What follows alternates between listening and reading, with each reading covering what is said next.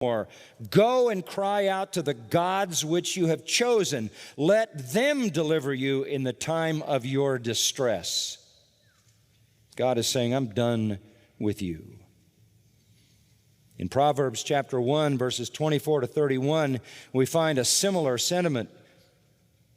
Because I called and you refused, I stretched out my hand and no one paid attention, and you neglected all my counsel and did not want my reproof, I will even laugh at your calamity. I will mock when your dread comes. When your dread comes like a storm and your calamity comes on like a whirlwind. When distress and anguish come on you, then they will call on me, but I will not answer. They will seek me diligently, but they shall not find me. Because they hated knowledge and did not choose the fear of the Lord, they would not accept my counsel. They spurned all my reproof. So they shall eat of the fruit of their own way and be satiated with their own devices. In Hosea 4:17, it is recorded that God said, Ephraim is joined to idols. Let him alone. There comes a time when God abandons men. God comes to a point where he lets a people go. Lets them go to the consequences of their own sinful choices. They will not accept his counsel. They spurn all his reproof, as Proverbs says. So they eat the fruit of their own choices.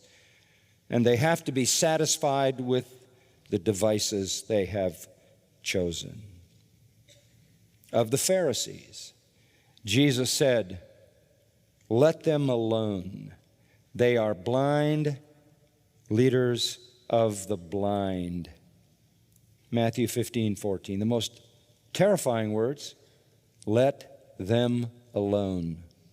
This is the story of history. Acts 14:16, the Apostle Paul said, in the generations gone by, he, God, permitted all the nations to go their own way. This is the story of history. All the nations in history go their own way. So like the nations of old, like the nations past, we follow the same cycle of having the truth, rejecting the truth, and being abandoned by God.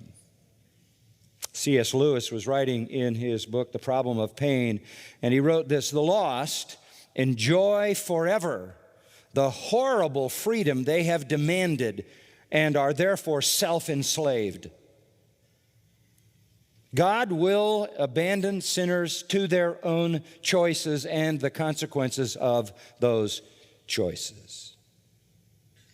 And just what is this abandoning act on God's part? It is the removal of restraining grace. It is when God lets go and turns a society over to its own sinful freedoms and the results of those freedoms. God's wrath is already at work in our culture.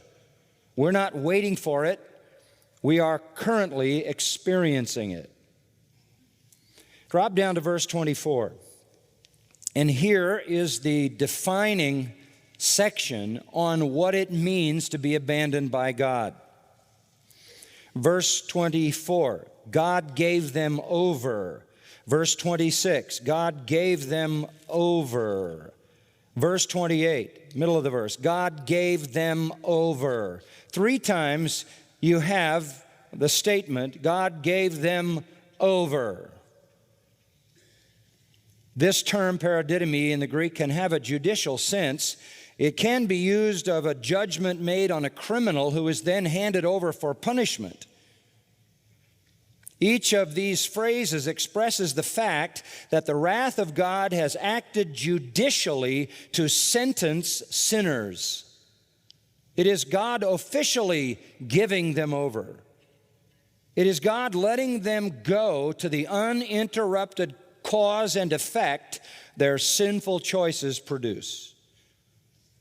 When this judgment falls, there is a depriving of restraining grace, and sin runs rampant through a society.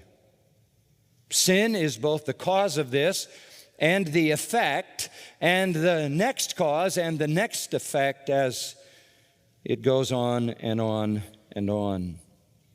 Sin is the reason, and sin is the result.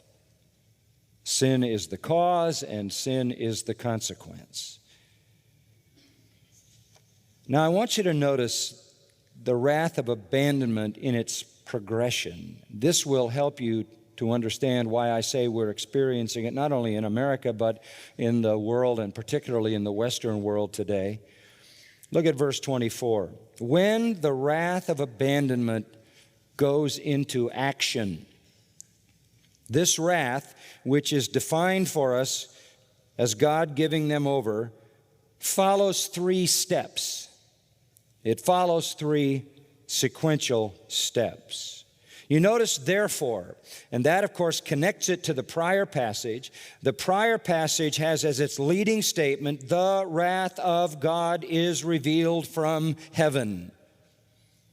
And then there are a number of statements about why the wrath of God is revealed, because the truth is suppressed, because that which is known of God is rejected, etc., etc. And then in verse 24, you come back to what that wrath is. Therefore, God gave them over. And first of all, God gave them over in the lusts of their hearts to impurity, that their bodies might be dishonored among them.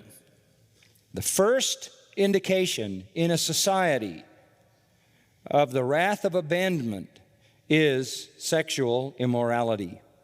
Sexual immorality. When a society becomes pornographic, when the general character of a society can be seen to be immoral, this wrath is in effect.